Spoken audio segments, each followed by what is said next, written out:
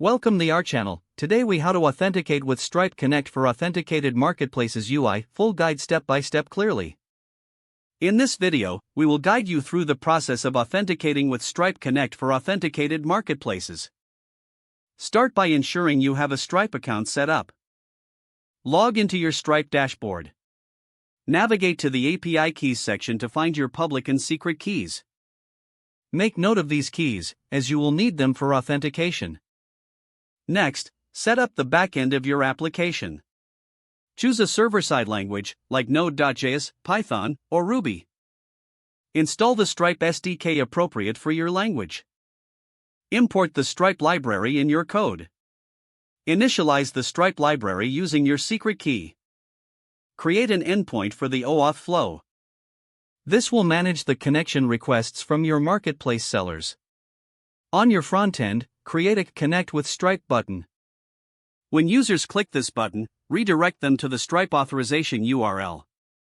This URL should include your client ID and the appropriate scopes for your marketplace. After users authorize your application, they will be redirected back to your site with a code.